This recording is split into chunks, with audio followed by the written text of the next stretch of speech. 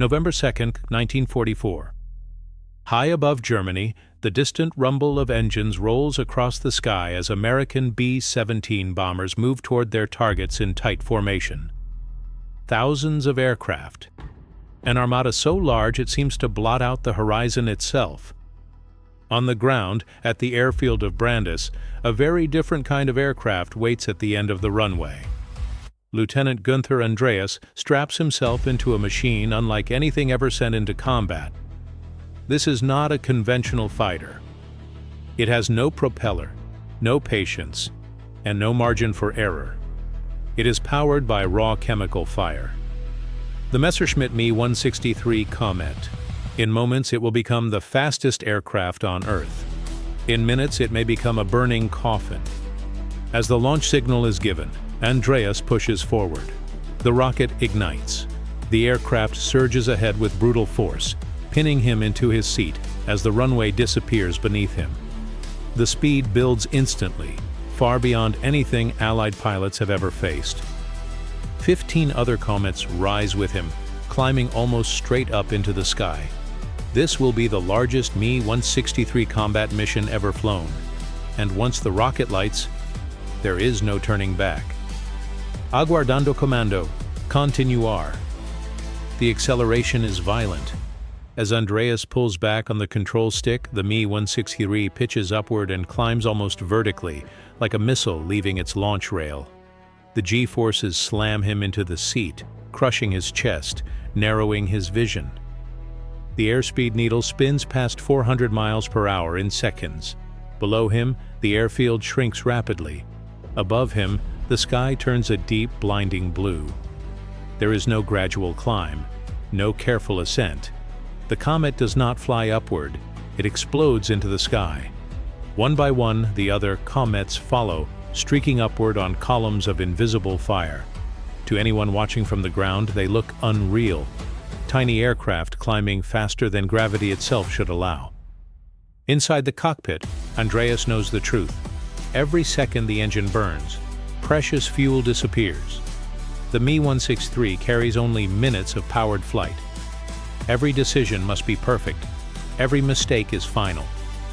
As the aircraft punches through the last layer of cloud, the sunlight floods the canopy. Andreas throttles back, easing the rocket to idle to conserve what little fuel remains. The climb is over. The hunt is about to begin. Aguardando commando, continuar. As the Me-163 levels out, the scene in front of Andreas steals his breath. Stretching across the sky is an almost endless wall of aircraft. Not dozens, not hundreds, thousands. Ahead of him flies a massive Allied formation, hundreds of B-17 flying fortresses, their silver fuselages glinting in the sun, packed tightly together for mutual defense. Around them, like guard dogs, swarm more than 1,000 escort fighters. It is one of the largest air armadas ever assembled. From this distance, the bombers seem motionless, hanging peacefully in the sky. But Andreas knows better. Every single one of those aircraft is armed. Every formation bristles with machine guns. And somewhere among them, fast and deadly, are the P-51 Mustangs. The Komets scatter, each pilot selecting a target. There will be no second passes, no dogfights. The Me-163 was built for one thing only, a single, lightning-fast strike. Andreas glances to his side.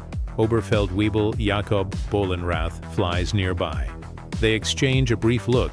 No words, no radio call. Both men understand the same thought. This mission could be their last. Andreas pushes the nose down. The dive begins. The dive is instant and terrifying. As Andreas pushes the nose down, gravity and rocket power combine, hurling the Me-163 forward at an unimaginable closing speed. The bombers ahead begin to swell in his gun sight, growing larger by the second. The speed difference is so extreme it creates a deadly illusion. The B-17s appear almost frozen in the air. In reality, Andreas has only seconds. He steadies the aircraft, fighting the violent airflow clawing at the controls. The targeting reticle flashes across aluminum skin, engines, wings, too fast to track, too fast to correct. He squeezes the trigger. Both 30mm cannons roar, unleashing a brutal burst of fire. Explosive shells rip into a flying fortress, tearing through its wing structure in a blink of violence. Then it's over.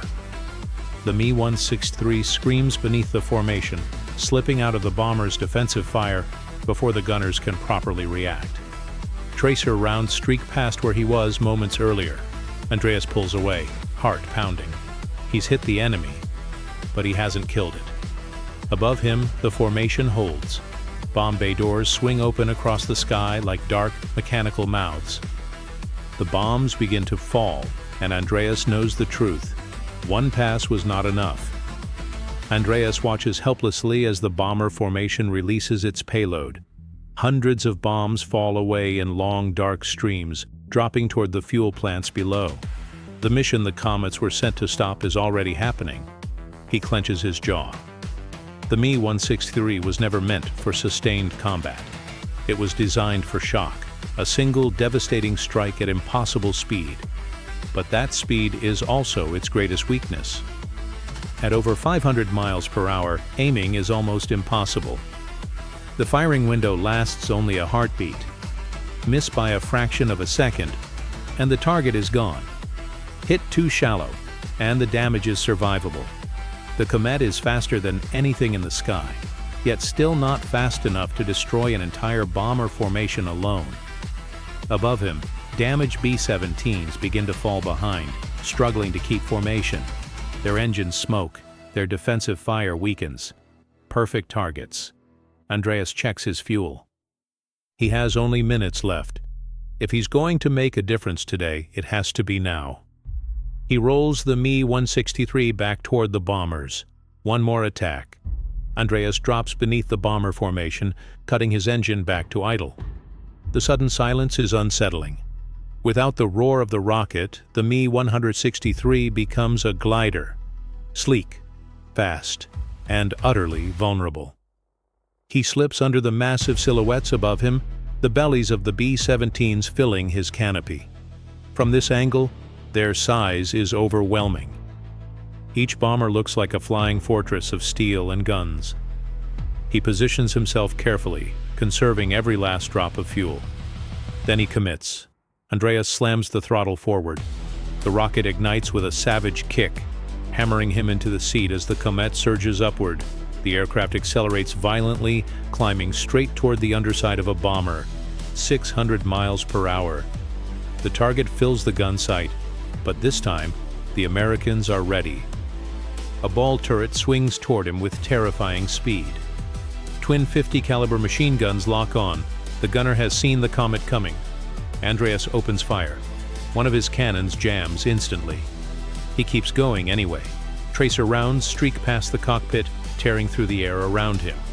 His remaining cannon hammers shells into the bomber's underside as the two aircraft race toward each other in a deadly collision course.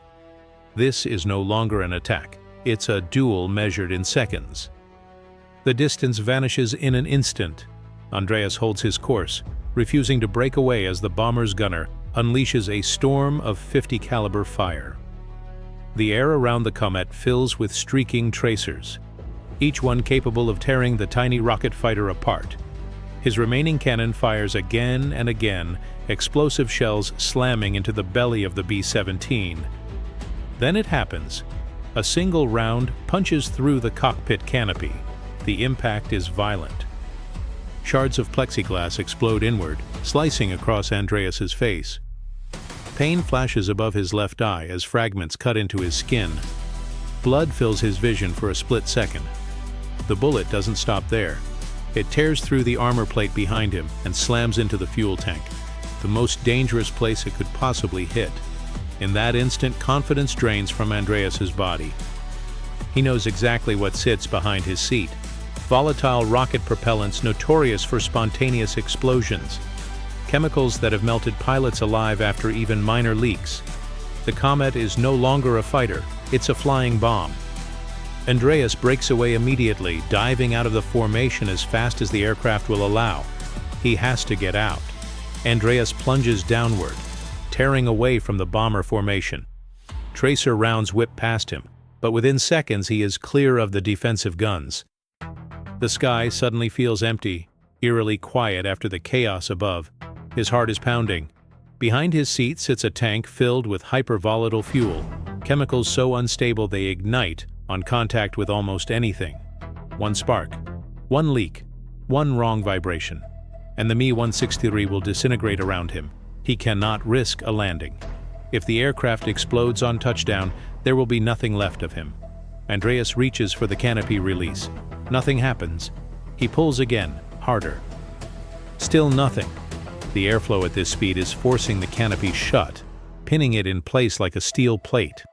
The faster he flies, the more impossible escape becomes. Time is slipping away. Smoke begins to trail from the aircraft. Andreas knows he has only seconds to solve a problem no pilot was ever meant to face. Because now, he is no longer alone. What Andreas doesn't realize is that he has been watched the entire time. High above and slightly behind him, a P-51 Mustang slides into position, its pilot calm, patient, lethal. Captain Fred Glover has seen the Komet break away, trailing damage, diving fast, a wounded target. Glover rolls his Mustang to the right and drops in behind the rocket fighter. Inside the Komet's cockpit, Andreas senses movement and glances over his shoulder. There it is, a long-nosed fighter, wings steady, sunlight flashing across polished metal. 6 .50 caliber machine guns pointed straight at him. The hunter has become the prey. Andreas shoves the control stick forward, forcing the Me-163 into a steeper dive, trying to use raw speed to escape. The Mustang answers immediately, engine roaring as it follows, tracer fire tearing through the air behind him. Glover flashes past once, firing in a high-speed pass. Andreas reacts on instinct, slamming the throttle forward. Nothing happens. The rocket is silent. The fuel is gone. And as Andreas looks back again, he sees the Mustang turning for another run. This time, there will be no escape by speed alone. The silence is terrifying. No thrust, no acceleration, no second chance. The Me-163 is now nothing more than a fast-moving glider, falling through the sky with a wounded predator closing in from behind. Andreas pulls at the canopy again, desperate to escape before the Mustang lines up its next attack. It won't move. The wind pins it shut, the pressure increasing with every mile per hour. Behind him, the P-51 swings into firing position. 6 .50 caliber machine guns erupt at once. The sky explodes around the Komet as streams of tracers tear into its fuselage. Panels rip away. Control surfaces shudder. The aircraft vibrates violently as rounds punch through fuel tanks and structural frames. Flames burst from the underside. Andreas rolls the Me-163 onto its back and dives harder, hoping gravity alone will carry him faster than the Mustang. The fire spreads, crawling along the belly of the aircraft like liquid light. Glover stays with him, relentless, firing again and again. The fastest aircraft of its time is being torn apart, and Andreas is still trapped inside. The Me-163 screams downward, nose pointed toward the earth, its wings trembling under the strain. Without power, Andreas is relying on gravity alone. The aircraft is built for speed in a dive, perhaps fast enough, even now, to outrun a Mustang for a few precious seconds. But the P-51 refuses to let go. Captain Glover stays locked behind him, engine at full power, closing the distance with brutal precision. Every burst of gunfire shreds more of the Komet's fragile frame. Pieces tear away and vanish into the slipstream. Inside the cockpit, the heat is unbearable. Flames lick along the underside of the aircraft, and the smell of burning chemicals fills Andreas' lungs. The fuel behind his seat is reacting violently, feeding a fire that cannot be extinguished. Then, a flicker of hope. Shapes appear above. More Me-163s burst through the clouds, diving toward the fight. Reinforcements from his unit, drawn by the chaos below. Glover sees them instantly. He knows the risk. With seconds to decide, the Mustang breaks off the pursuit, climbing away to avoid the incoming rocket fighters. For the first time in what feels like an eternity, Andreas is alone again. Still falling, still on fire, still running out of time. The Mustang is gone, but the danger remains. Andreas keeps the Me-163 in a steep dive, praying the rushing air will smother the flames. For a brief, impossible moment, it works. The fire flickers, weakens, then vanishes. Hope surges, but it doesn't last. The two rocket propellants inside the Komet are burning again, reacting violently as they mix. Flames erupt with renewed fury, tearing along the underside of the aircraft. The heat seeps through the seat, into Andreas' back, unbearable and rising fast. He tries the canopy one more time. It won't budge. The realization hits him like a punch to the chest. At this speed, the airflow is trapping him inside his own burning aircraft. Andreas forces himself to think. If speed is the problem, then speed must be reduced. He hauls back on the control stick, fighting the shaking airframe, bleeding off precious velocity. The Me-163 shudders, protesting every movement. Slowly, agonizingly, the pressure eases. And then at last, the canopy moves. It lifts. Fresh air floods the cockpit. Andreas doesn't hesitate. He throws himself clear of the aircraft, tumbling into open sky as the burning rocket fighter plunges past him. Seconds later, his parachute snaps open. Alive!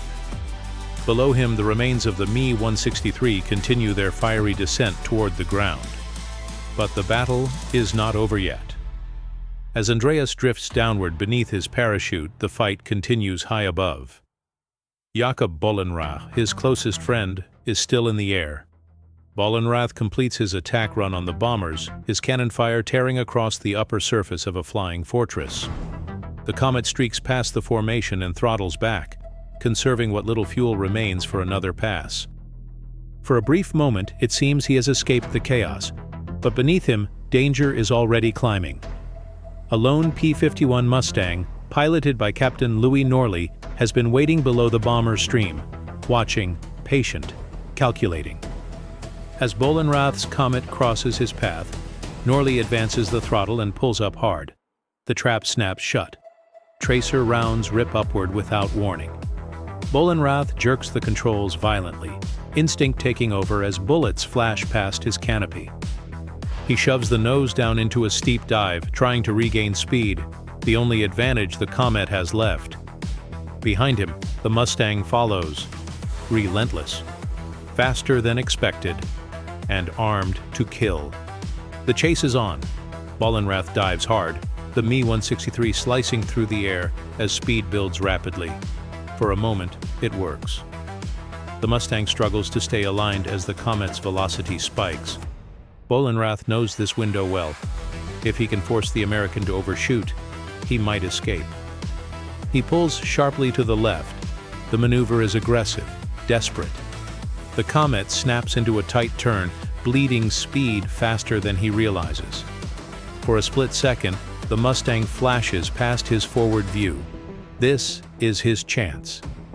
Bollenrath pushes the throttle forward, expecting the violent kick of the rocket. Instead, there is a deafening bang. The engine seizes. American bullets have damaged the rocket system. The fuel feed is compromised. The Me-163 shudders violently, then falls silent. No! Come on! Work! He tries to restart the engine. Nothing. Behind him, the Mustang is already turning back. Captain Norley lines up the shot with cold precision. 6 machine guns speak at once. The stream of .50 caliber rounds rips through the Komet from tail to cockpit. Metal peels away. Fire erupts instantly, fed by the volatile fuel inside. Bollenrath has no time, no altitude, no escape. The Me-163 tumbles out of control, engulfed in flame, falling toward the earth in a violent spiral.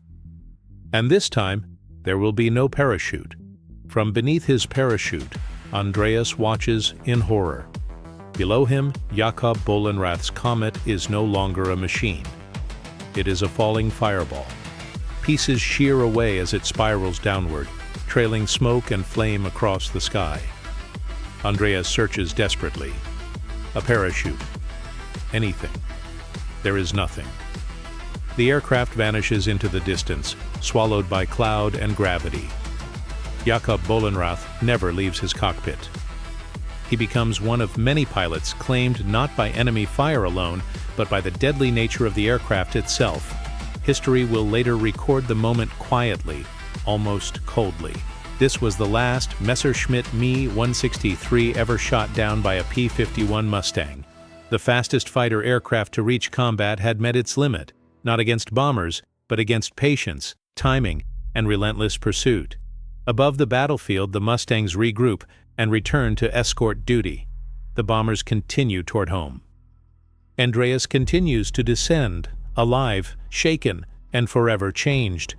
The wind roars past Andreas as he hangs beneath the parachute, the battlefield shrinking below him.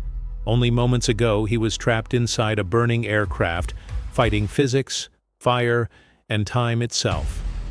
Now the cold air feels unreal. His hands tremble, his body aches, his face is cut and bloodied. But he is alive. He looks down and sees the scorched wreckage of his Me 163 scattered across the countryside. An aircraft that could outrun anything in the sky. Undone not by lack of speed, but by the merciless reality of combat. As he descends, the distant thunder of engines fades. The great air battle is already moving on, indifferent to the men it has consumed. Andreas knows he survived by seconds. Seconds later, and he would have burned alive. Seconds earlier, and the canopy would never have opened. Luck, rare, fragile, and unforgiving, chose him today. As Andreas drifts lower, his eyes return to the empty sky where Jakob Bollenrath had been moments before. The image is burned into his memory. The falling aircraft, the fire, the absence of a parachute.